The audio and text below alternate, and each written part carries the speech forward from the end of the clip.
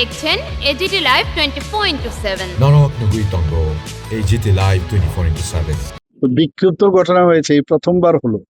Otherwise তো West বেঙ্গলের election কি হতো, তো সেই জায়গায় আস্তে আস্তে করে আজকে কিন্তু সেখানে প্রপার ইলেকশন হচ্ছে। আমি যতটুকু এখন পর্যন্ত যে টিভির পর্দায় বা মোবাইলে আমি যা দেখলাম, এটা ভালোই হচ্ছে। মানুষ তো খুশি হয়ে বলছে যে প্রথমবার এইভাবে ভয় মুক্ত এটা ওয়েস্ট বেঙ্গলে গিয়ে আমরা ভোট দিতে পেরেছি।